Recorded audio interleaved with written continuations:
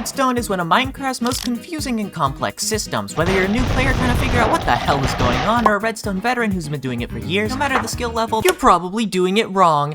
So here are 22 hacks you need to start doing in your redstone, or as Weefies likes to call it, Doing redstone the way Crafty Masterman intended it. Number 1. A lot of you may recognize this pulse extender circuit from various mumbo-jumbo videos. It uses comparators and redstone dust to hold the signal for a long amount of time, but don't use it. Instead, use this even smaller hopper design that works by having multiple items in one hopper, keeping the comparator powered on. It's also really easy to extend just by adding more items into the system. Number 2. When observers were added in 1.11, they changed redstone forever, but did you know they are more useful than you might think? We all know that block updates can trigger it, like redstone powering, a piston extending, or blocks moving, but it can also detect blocks changing states, like water flowing, grass growing, and walls changing shapes. Creating this setup, you can make a downwards instant signal from any height, and using bubble columns, you can make it go upwards instead. Number 3. Target blocks were introduced in 1.16 along with the controversial redstone dust changes at the time. Its main function was to give a redstone signal whenever it was shot by a projectile, but they also have a secondary use. Running redstone dust next to a target block will redirect it, making it the only solid redirector in the game, allowing for some very compact wiring. Number 4. On the topic of 1.16, redstone dust became right-clickable. At first you might think that this was only added for the builders, but it also has redstone uses that not everybody knows about. In cross form, the dust will power every surrounding block except for above it, while the dot only powers the block below it, letting you power limited components in tight spaces. Number 5. If you try to power redstone torch with a 1-tick pulse, you might notice that it won't activate. It's what Mojang wants you to think. Discovered by Maizuma Games, if you run 2 observers into a redstone torch and then power them at the exact same time, the torch will briefly flicker, giving a 1-tick pulse. This pulse even carries through other redstone torches and makes pistons spit out their blocks. If you want to know more about this specific trick, there's a link to his video in the description. But obviously watch it after this one. Number 6. Something that is used in a lot of piston doors is entities, the use of double pulses, which are 2 1-tick pulses that happen in quick succession. There are multiple ways to achieve this, but the most common setups use lamps, pistons, and sand. You can also make this toggle, which will give 1 pulse when you power it once, and 2 when you power it again. Number 7. One of the most unexpected blocks that get used a lot for redstone is soul sand. You might know its use in bubble columns, but did you know that soul sand acts like a transparent block? Dropping an item on top of it can be picked up by any hopper underneath. Oh, but there's more. Despite soul sand being transparent, you can still power it like a solid block. So which is it, Mojang? Solid, transparent, trans-solid? Number 8. Counting redstone dust manually to check signal strength is stupid. Using the F3 screen and looking at targeted block, you can see under power the signal strength of the dust you are looking at from 0 to 15. If you're working with note blocks, you can also see which note number you're on while you're tuning it. Number 9. Minecraft's time is measured in game ticks, which are 1/20th of a second. Getting even amounts of delay is really easy just using repeaters, torches, and observers. But in recent updates, odd game tick delay has been getting easier with the use of leaves and scaffolding. Chaining them together and detecting them with observers, you can get increments of 1 game tick, allowing you to get odd amounts of delay. Number 10. Orientation is very important in redstone. In creative mode, you can rotate blocks really fast by pressing your left and right click buttons at the exact same time. This will instantly replace the block you are looking at, making building redstone contraptions a whole lot faster and less tedious. Number 11. Stop using cauldrons in your redstone. Let me tell you why composers are better in every single way. Cauldrons are expensive. Composers are not. Cauldrons can only output a maximum of signal strength 3. Composers can go from 1 to 8. If you miss your water bucket, this happens.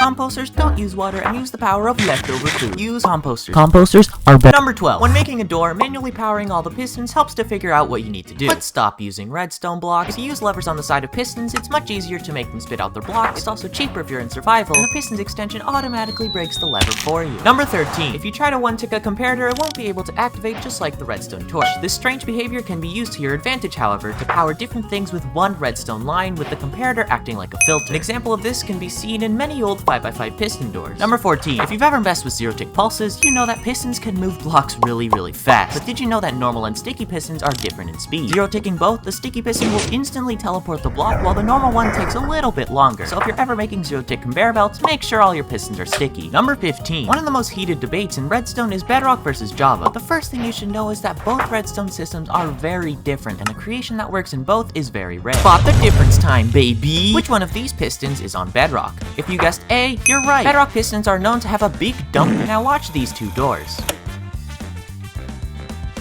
Now guess which one was made in Bedrock. If you guessed A again, you're right. Although Bedrock pistons are their animation is inferior to Java's sexy smoothness. Last one. Which one of these images was taken in Bedrock? Well, one of these are Bedrock and the other is Java with 150% saturation. Number 16. If you watch Mango, you might know that he uses a lot of rails in his redstone creation, and here's why. They are much less laggy, and unlike redstone dust, can be placed side by side if you alternate activator and powered rails, and then you can use observers to continue the signal. Number 17. If you're starting to use observers in your redstone builds, chances are they they look like this. Spamming observers means more lag and more delay. Instead, you should alternate between observers, solid blocks, and a redstone component like a hopper, dropper, or note block. 1.18. One of the most frustrating accidents that happens when doing redstone is a torch burnout. It's a clock that's so fast the redstone torch literally burns out, as it says in the name, but it can be useful. In current versions, burnouts are relatively stable and can be used as a pulse extender or create many one-tick pulses in quick succession. Number 19. Powder snow is one of the most interesting new blocks introduced into 1.17, being the only pushable and dispensable block in the game. By creating this setup, you can make an absolutely tiny T-flip-flop just using a dispenser and a comparator. Number 20. Weighted pressure plates are one of the most unloved Minecraft features, mainly because of the confusion around how it works. The light pressure plate increases its signal strength with every entity that is added on top of it, while the heavy pressure plate increases it with every 10. Using a light pressure plate and an armor stand with a helmet, you can make decorative buttons that also work because they can count you and the armor stand. Number 21. Here are 2 ways you can make Insta-Wire. By placing 2 daylight sensors and 2 comparators, you can make wireless Insta-Wire just by blocking sunlight to this block. And if you want horizontal Insta-Wire, just place 2 pistons and a couple of blocks and you can make this instant repeater. Number 22. Slabs. Ever since 1.14, redstone dust became placeable on glass, turning dull slab ladders into colorful coolness. Using glass instead of slabs allows you to color code upward signals, as well as being much easier to set up in survival. Video over.